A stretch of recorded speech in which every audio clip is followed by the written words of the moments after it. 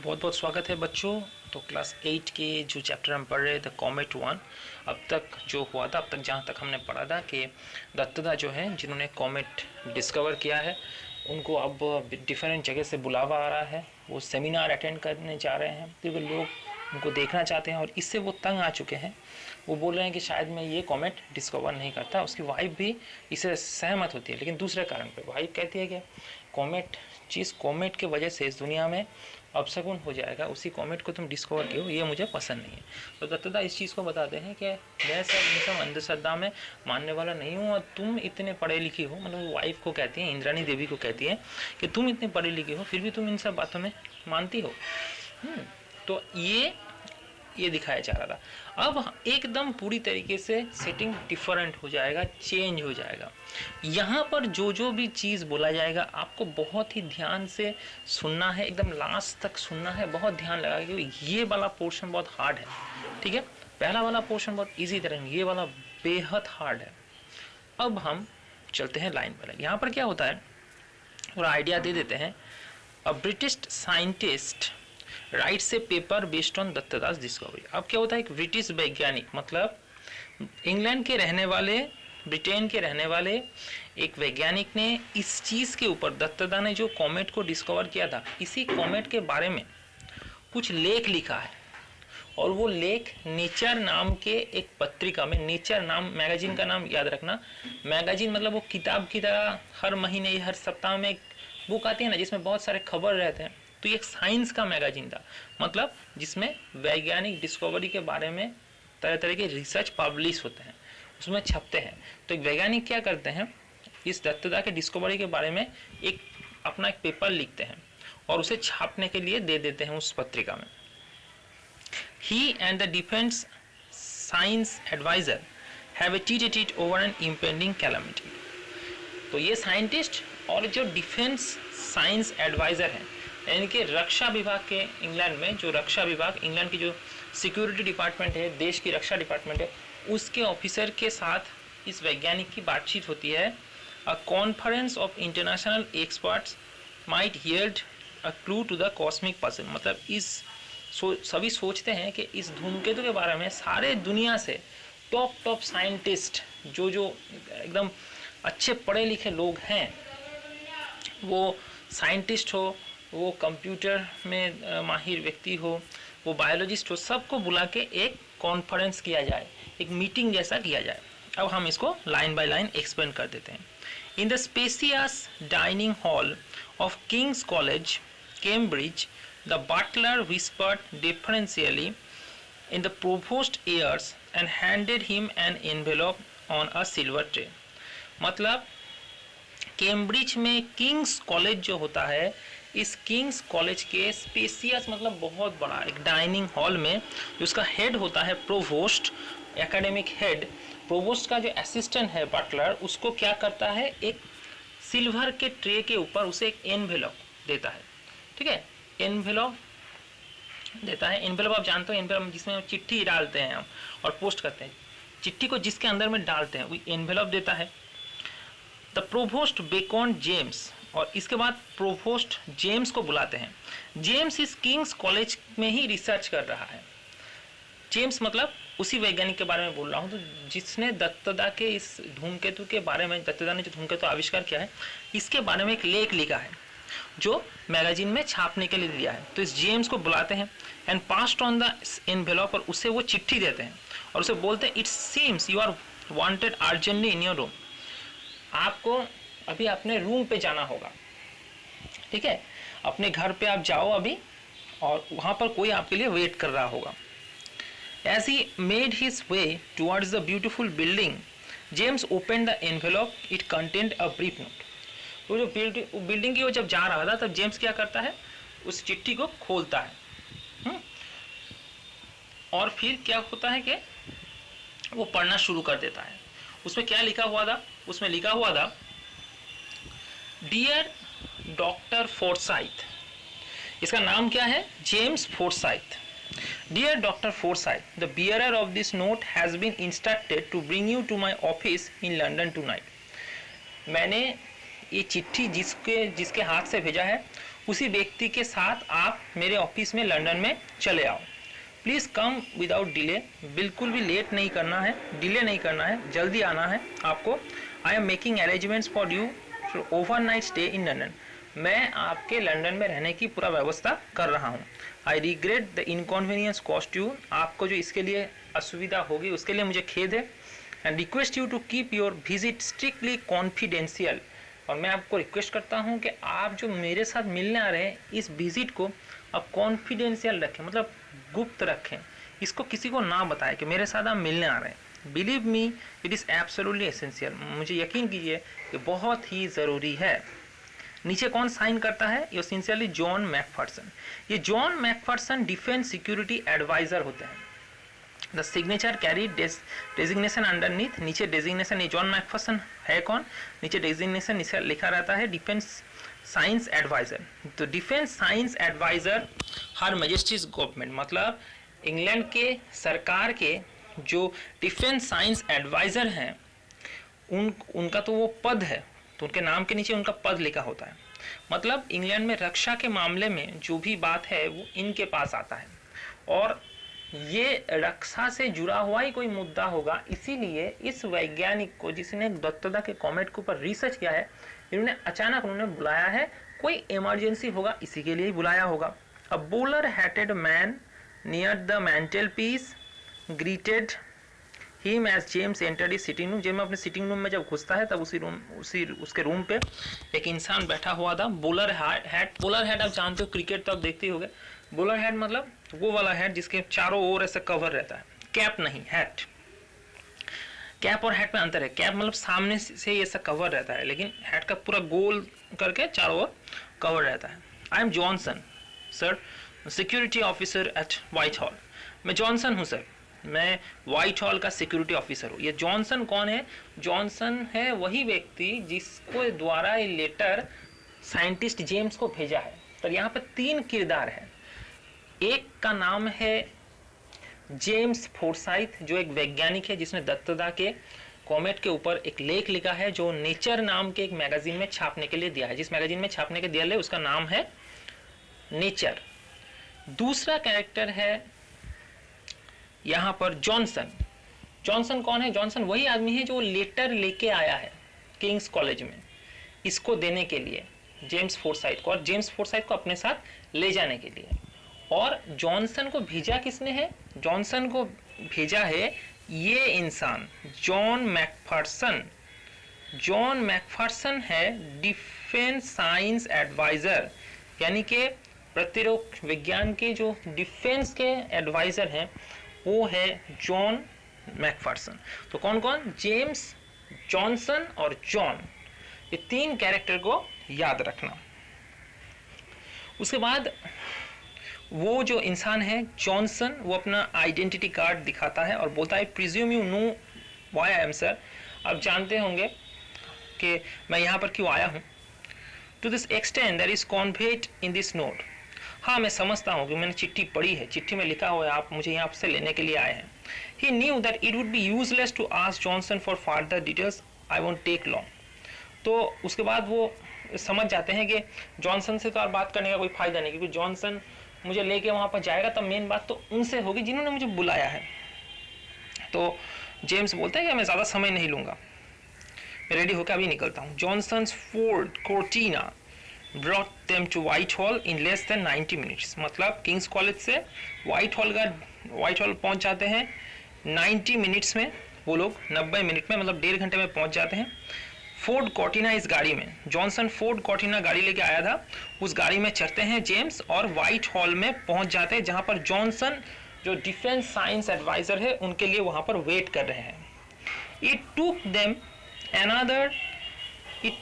Another 10 minutes to reach the chambers of John Macpherson. वहां से gate से John Macpherson के चेम्बर में पहुंचते पहुंचते उनका 10 मिनट समय लग जाता है।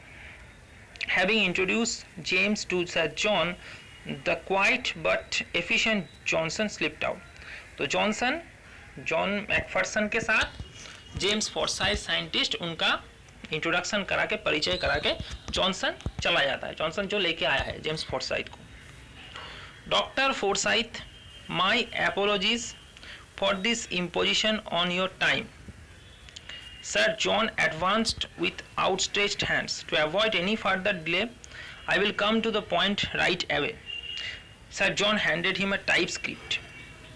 तो अब क्या होता है, अब डॉक्टर फोर्साइथ को वो माफ़ी मांगता है जॉनसन, वो बोलते हैं ऐसे भी बहुत देरी हो गई है, मैं आपकी समय की भी कीमत को जानता हूँ, इसीलिए एकदम सीधे मुद्दे में आता हूँ और समय ना गवाते हुए सीधे मुद्दे में आता हूँ।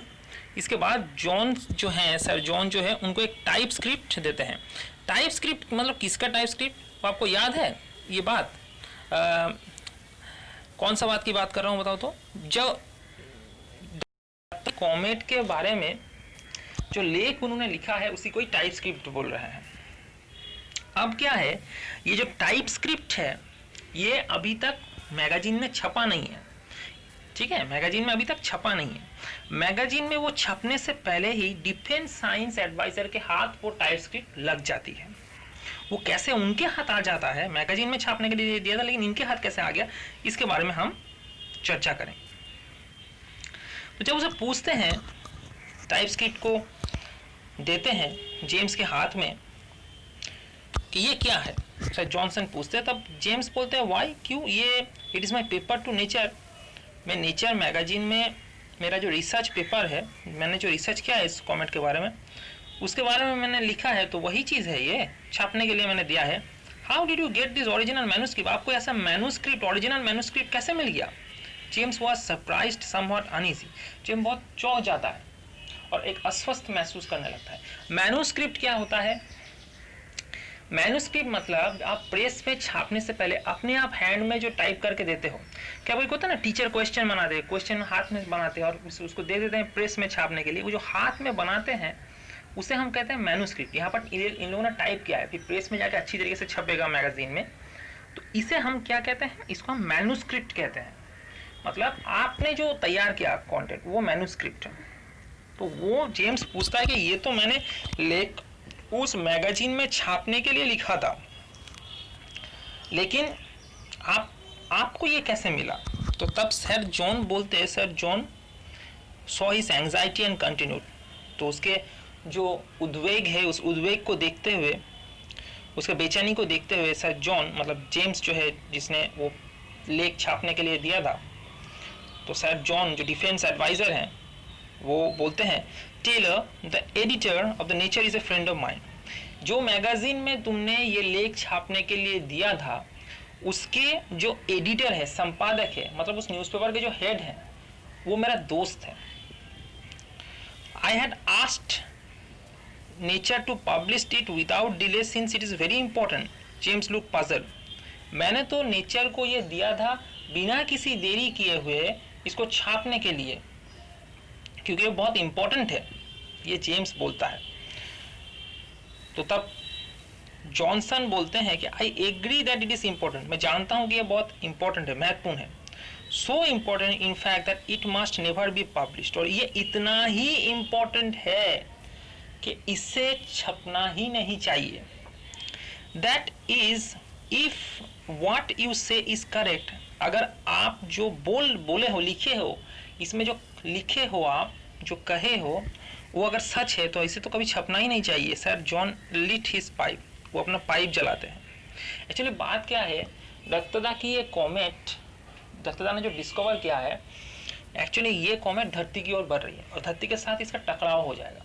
यही बात जेम्स जो साइंटिस्ट है इस कॉमेट के ऊपर रिसर्च करके वो ये जान जाते हैं और वो लिख लेते हैं, अपने लेख और नेचर में छापने के लिए दे देते हैं। लेकिन आप एक चीज़ सोचो, अगर आपको पता लग जाएगा कि दुनिया 7 दिन बाद ख़त्म हो जाएगी, मान लो दुनिया 7 दिन के बाद ख़त्म हो जाएगी, तो आप कैसा महसूस करोगे? सारे देश में एक रायोट, दंगे फसाद शुरू हो जाएंगे कि लोग जानेंगे कि हमारे पास और समय नहीं है, जीवन में जितना मतलब कुछ पाना है अभी पा लो, तो वो लूटपाट मचाएंगे। क्योंकि अगर किसी घर में वो लूटेंगे भी तो उसका तो कोई नुकसान है नहीं, सभी को तो भी मरना है।